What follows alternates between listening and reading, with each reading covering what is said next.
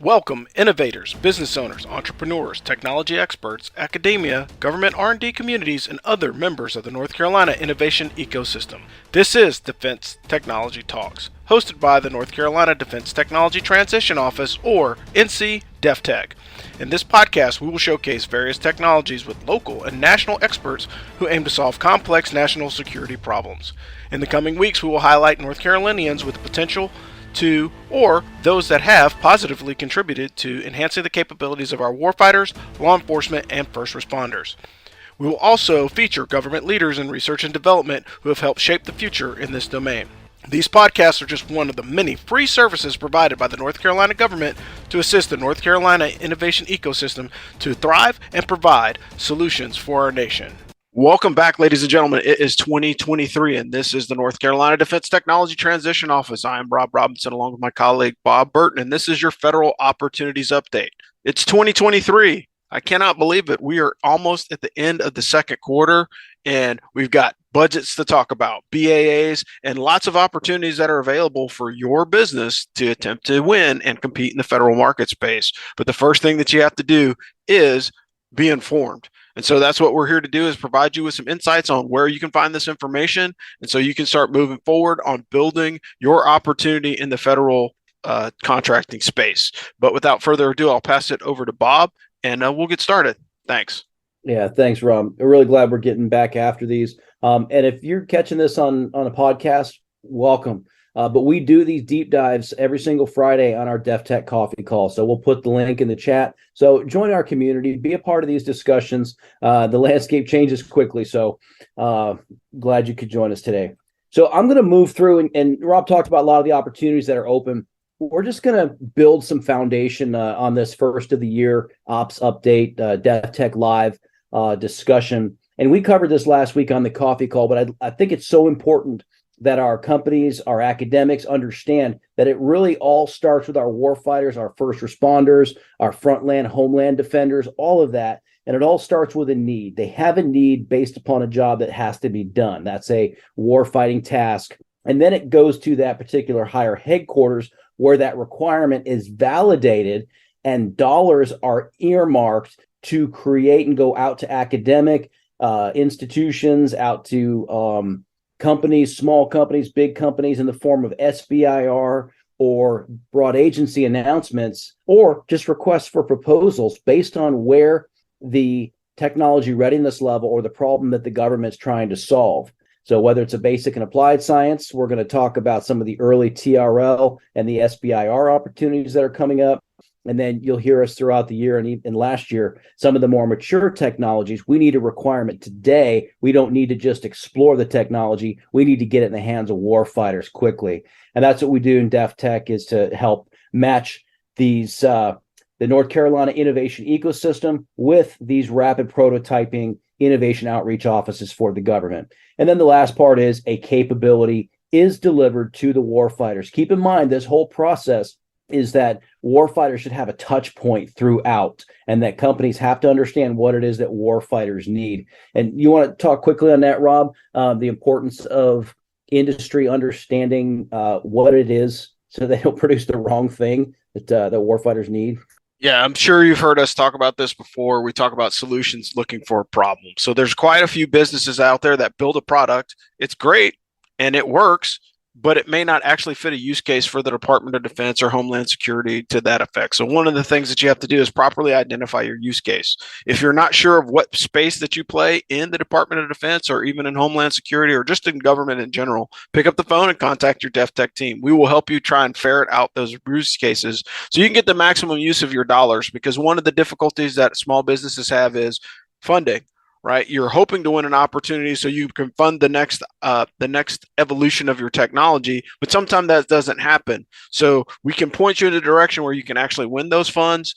There are state grants to support those opportunities for those submissions to help you win those contracts through the One North Carolina Fund. But there is an entire community, both in the government as well as in the academic state in North Carolina, to help facilitate your success. But it all starts with connecting on the problem. So if you don't have the ability to connect on the problem with an end user, you may be creating something that may be valuable in a sense to your organization or to your business, but it may not answer a need that will get you funded in the Department of Defense space. So again, just make sure that you're taking a hard look at what your technology answers or what question that your technology answers. And if you don't know, let's figure it out. Give us a call. We'll sit down and discuss, what opportunities there may be, because there may be another use case that you're not thinking of because you're so close to the solution that you currently have that may come out of it. And sometimes it may be a teaming agreement. It may be an opportunity. It may just be another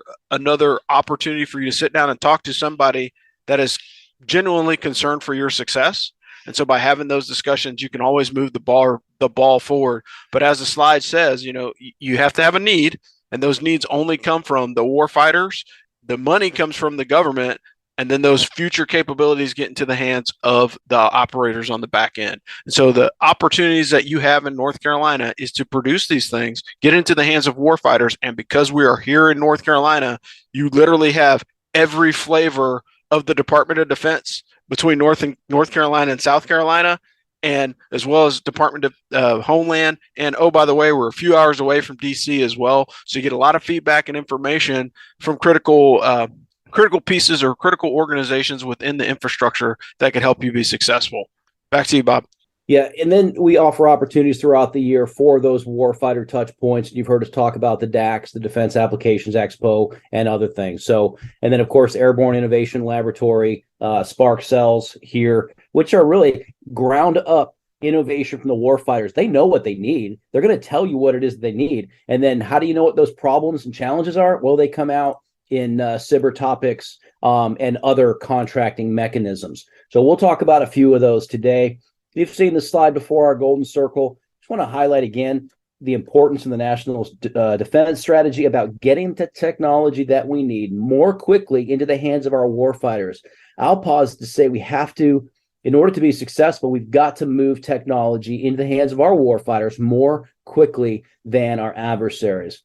And we do that through our value proposition, is how we connect companies, how we connect the government, how we connect academics through an outcome-based whole estate approach for national security, synchronized to position North Carolina as the front line of the future. So you've seen this slide. We're going to continue on, but I do want to highlight the TIDE Tech Scouting, because that's how we get left of bang into the problem space in order to meet these national priorities. So if you haven't taken a look at some of our national documents, it's absolutely critical that you understand where we're going as a nation, where the funding is and where it's going. What are the priorities? Rob mentioned that we're into the second quarter already of the government's fiscal year. They will be allocating dollars very quickly for research development and through general acquisitions very, very quickly, because that money has to be allocated before the end of the year to start the defense budget new again in October 1st of 2023. What we're also going to see is a new budget request coming forward, because we're in the year of execution right now for fiscal year 2023. They'll start planning out into the future years defense plan and defense programs. What are those requirements to get after the critical and emerging technologies, the Undersecretary of Defense for Research and Engineering, their technology priorities? And again, those are to position America, position the United States, our DoD and other federal agencies with a competitive advantage over our adversaries. And I'm going to show you a slide that should really be disturbing, that our adversaries have advanced and outpaced us in several technology areas. And this isn't just Bob and Rob's opinion. We're going off of a bipartisan group that has done deep dives into the technology assessments and technology production. And then, is that technology on the shelf, or is it in the hands of warfighters? It's not a warfighting capability. It's just a technology until it's transitioned into the hands of warfighters. And then, of course, it's all pulled together by the NDAA, which was just released for this year, for the National Defense Authorization Act. So the president lays out his guidance, the national security strategy. National defense strategy is published. The Defense Department takes their guidance. So we're going to focus on DoD for this discussion, and even highlight some of the Army a little bit more than the other services. Then lays out the defense priorities in order to meet the national priorities. And then it goes forward in the comptroller's budget about the March-April timeframe. So we're going to start to see where DoD is going next year. So DoD does a great job of telling us in their strategies where they're going and what it is they need. Then they come out in their modernization strategies, their way ahead strategy for special operations, for the Air Force. Everyone lays it out, but you have to read these documents. So when the SIBRs drop, it shouldn't be a surprise. It should be an expectation, and the work has already been done. You've already built out your cage code, your SAM .gov account. You've got your UEI, your unique entity identifier. All of these things take time, and then you're already working on your cybersecurity requirements for your minimum security, so that you don't become you don't have loss of intellectual property. And we talked about that on the coffee call this morning. China, as our pacing threat, as laid out in our national strategic documents, is working against us, obviously, at every turn of the road, whether it's a small business, academics, or even at the national level, to compromise our intellectual property, your intellectual property, to give their forces that strategic down to tactical advantage. And then it's laid out, of course, in the modernization priorities. And then we see the DSIP come out. We're going to go over the schedule. We'll talk about that, what the schedule looks like. Then we'll get down to the nitty gritty, into the topics of, there's some Spartan topics that are out there for the Army SIBR topics, and then how that process works. So that was fast and furious, but we've walked through these strategic documents before. And Rob, I'll ask for some of your feedback. Why is it important that a small business or even an academic professor working on a project understands the linkage all the way back to our national critical and emerging technologies? Yeah, so understanding the guidance shows you where the money is going to flow. But the other aspect of it is it actually shows you the priority of what the government is looking at to advance. So, for example, if you look at the 6 modernization priorities, long-range precision fires, hypersonic is a big, huge discussion right now. NC State is playing a small piece in that. But one of the issues with that is like, these are all to counter current capabilities that our adversaries have. Next generation combat vehicles, future vertical lift, all of these things are material solutions that will advance the ability to get the warfighter to the battlefield healthier, fresher, and more aware.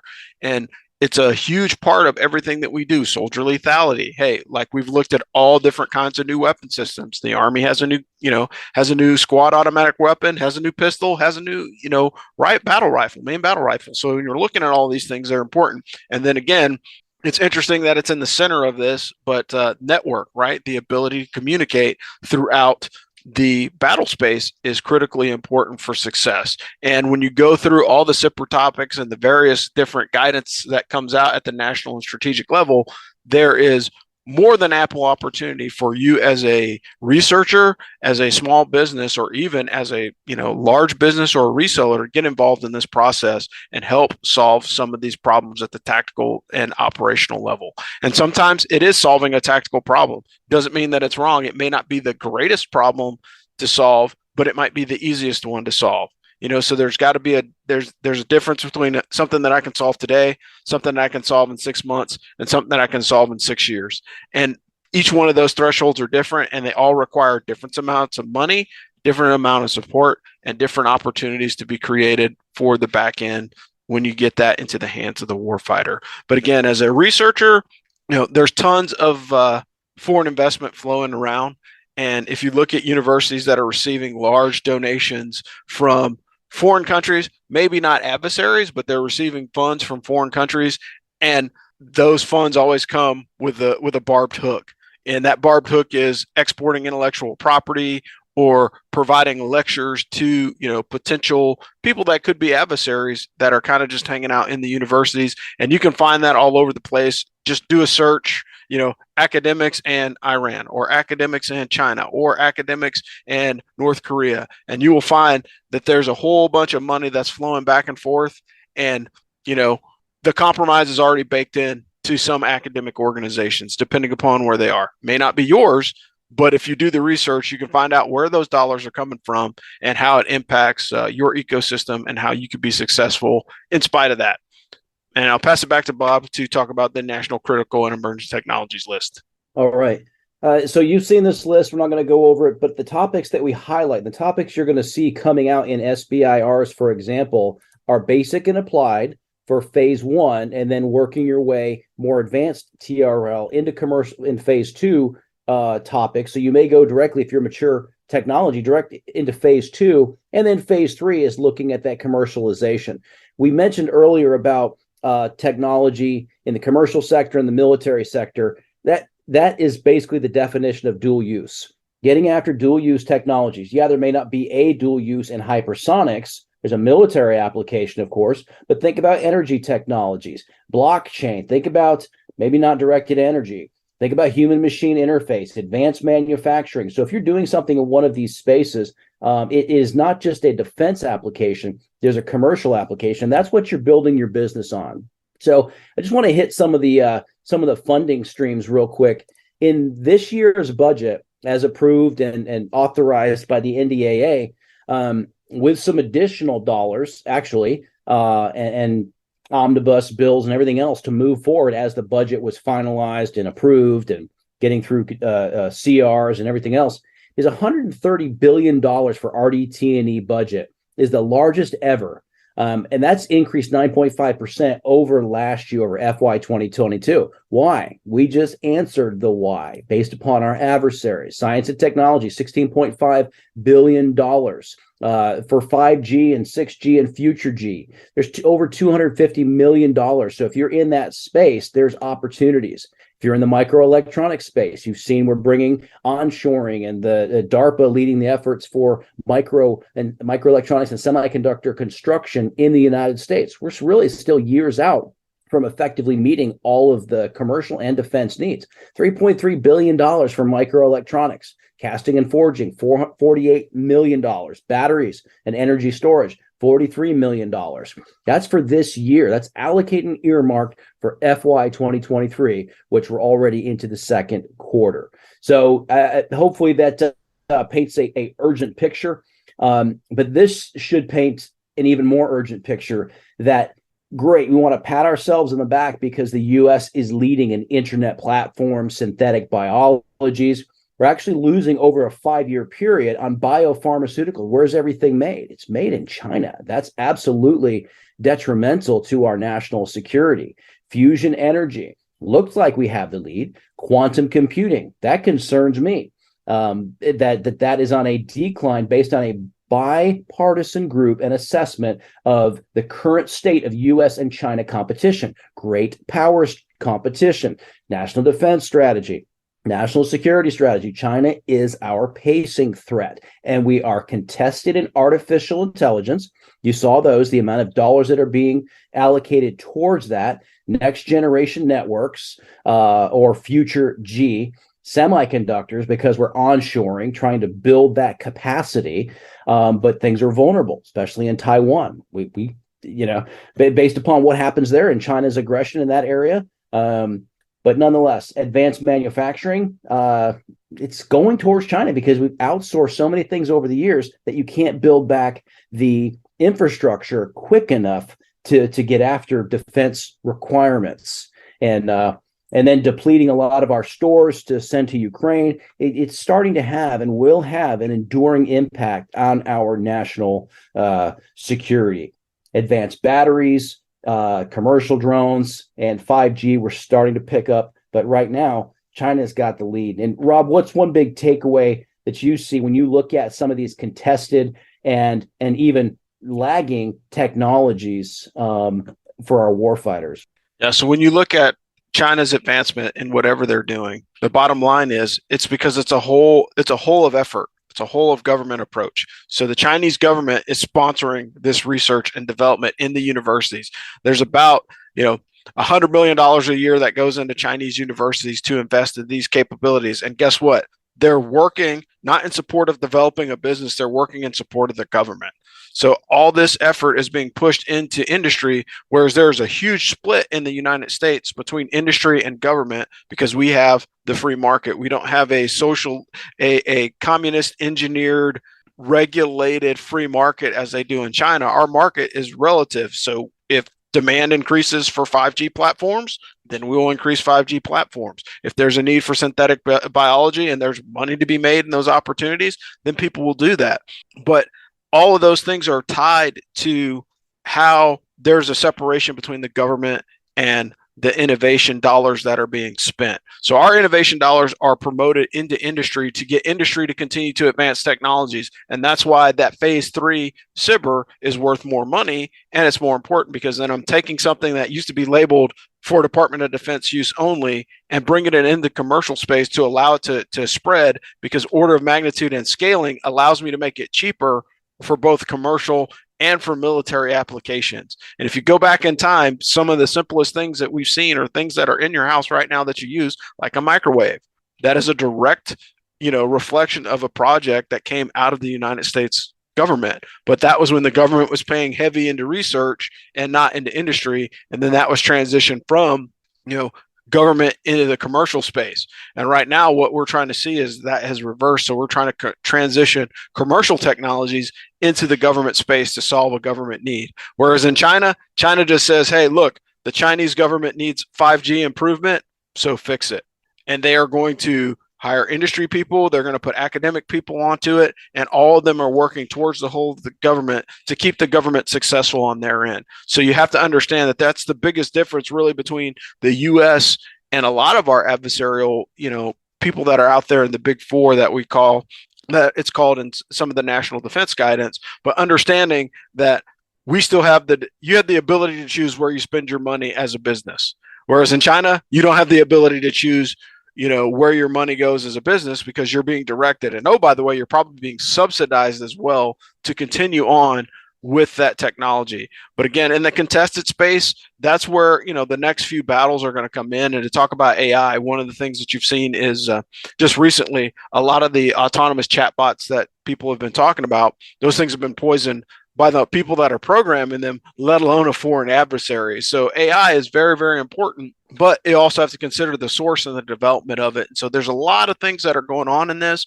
And of course, the Army is looking towards 6G and higher now. There's also some discussion on opening up other bands of other frequency bands that could potentially be utilized elsewhere in the country. But the bottom line is, in the U.S., we have this thing called freedom. In China, they are called communists. And so they all work towards the government.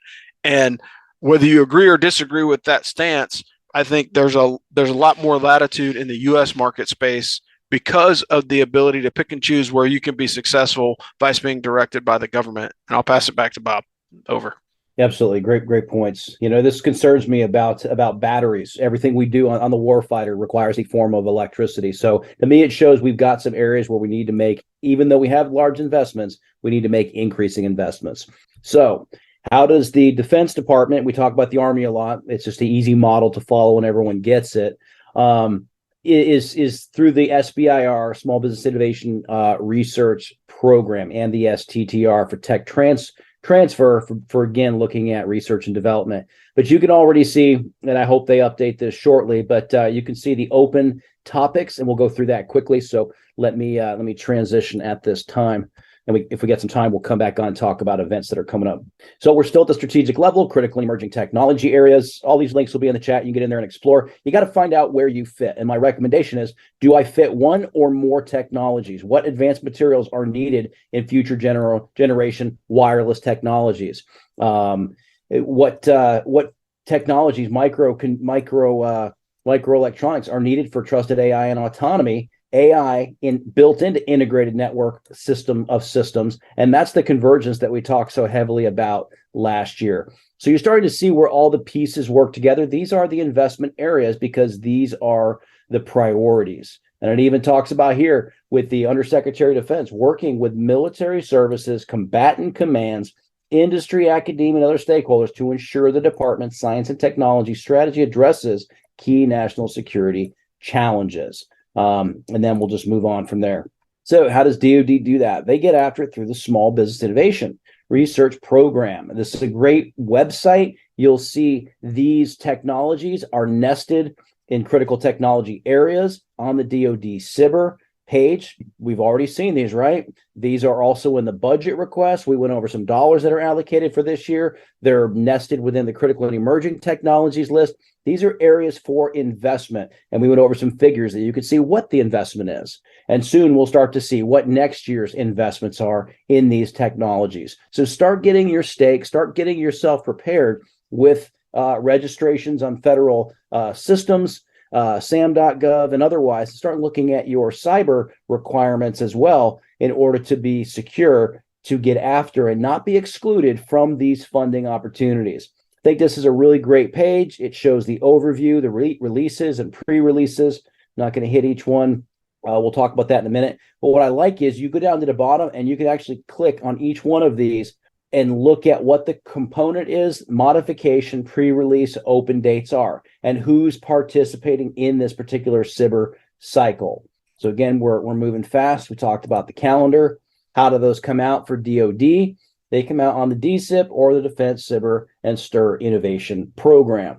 One thing I like about this platform is you click on there's 2 open topics right now because the cyber is in pre-release. So you look at the Air Force, is you download the BAA instructions. That's where you're going to find all of your details. And then you click on your topics tab and that pulls up your topics. But first, let's look at the active BAAs. 2 topics are open right now. They opened up yesterday. And then the pre-release for CYBR 2023.1 and STIR 2023.alpha are open with over 200 topics. You can then start to position yourself, okay, what's the next pre-release? How do I know what's going to be in these topics? Because we just went over those areas, those technologies for critical and emerging tech for our national security.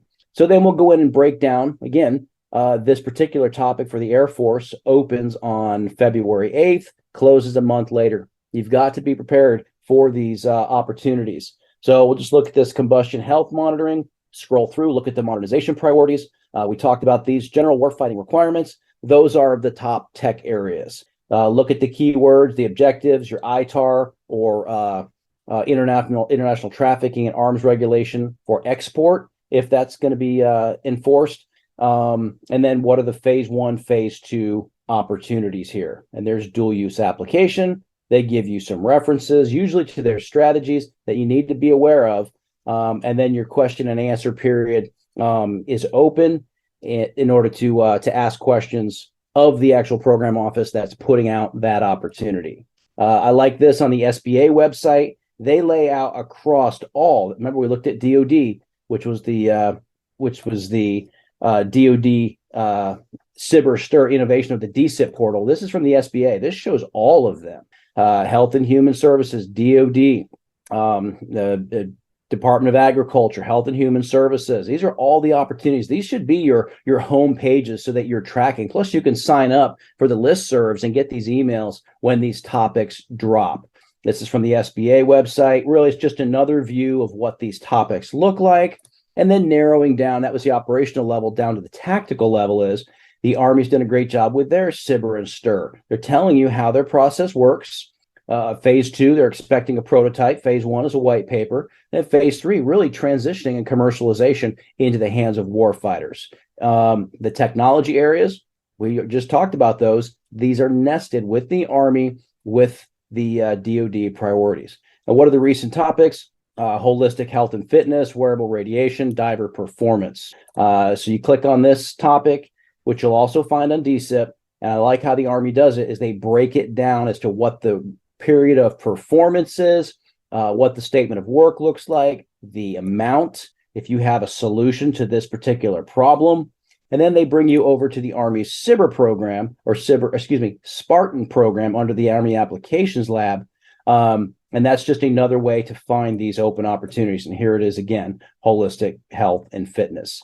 So that really starts to wrap up. I know it was kind of rapid fire, but we'll put these links in the chat. And folks really need to go deep dive these topics, find an area that you can submit in, and then get with your DEFTECH team to help us and let us be a part of your success on this journey to meet warfighting requirements. So Rob, I'll wrap up there. What are some final thoughts you have to kind of bring us home and wrap us up for this week? Yeah, so final thoughts. We're going to have some events coming up shortly. Dates will be on the DEFTECH network and coming out. But one of the things is we're going to have General Tovo speaking to us. He's going to be out here providing some information on what he saw as innovation as a commander in the Joint Special Operations Command. And then we also have the FCA TechNet coming in as well. So it's going to be January 25th. It's going to be at the First Flight Venture Center, which is a great partner that we love to go visit because they always have interesting and things going on there. There's also going to be a traveling roadshow for your DEFTECH team with the First Flight Venture Center. We're going to be providing some updates on how to compete and win with cyber contracts. It's kind of a mini boot camp per se. And then Dr. Dennis McGurk and some of his colleagues from the North Carolina Center for Optimized Military Performance are going to be at AFCEA TechNet in February. And again, if you look at the slide, if you're not looking at the slide, you're going to have to go to the website. But if you look at the slide, there are a ton of activities this year. The North Carolina Military Business Center consistently puts out there multiple different opportunities. Look for the symposium cards because there is a bunch of symposia this year that you can participate in. And those are going to give you opportunities not only to collaborate with other businesses in the space, but it will also allow you to have those warfighter touch points. One of the things that DEFTECH is doing this year is going to be an innovation corner, similarly to SOFIC or SOF Week, where we're going to sit down and we're going to bring several different companies in and talk to them about their innovations and how we can help. And of course, coming soon, we're doing the podcast now, but there's also going to be an opportunity for you to do a small business showcase or federal government or state government to talk about what you do and what your needs and requirements are so we can help advance the North Carolina innovation ecosystem in 2023. Because again, last year was a year of convergence. This year is a year of collaboration. So we are bringing all these opportunities together to present them to you to give you the best chance to win in the DoD space. But in short, I'm Rob Robinson from the North Carolina Defense Technology Transition Office, along with my colleague, Bob Burton, and this has been your Federal Opportunities Update for the week of January 2023. We're going to continue to put these out. Hopefully they are useful to you. And of course, always bookmark it. Bookmark the page, subscribe so you can get the podcast when it comes out. And also, they have a video version of this, so it'll be uploaded to our Mobilize platform. And if you're not on Mobilize, you should register because a lot of great information goes behind that secure service and allows you to access many, many replays and get a lot more open discussion. And you can literally find a lot more information and you can digest it over a period of time by trying to ingest, 30, 40 minutes of information very, very quickly. But I will pause there and we will end it for this week. But we will talk to you guys next time. And thanks for checking us out. Thanks for listening to this week's episode of Defense Technology Talks, hosted by the North Carolina Defense Technology Transition Office, or DEFTECH. The full version of this presentation has been uploaded to our Mobilize platform. Mobilize is another free service that we provide to access more national security business and collaboration opportunities. You can also sign up for more information at deftech.nc.gov. Join us again soon for our next podcast coming to a platform near you.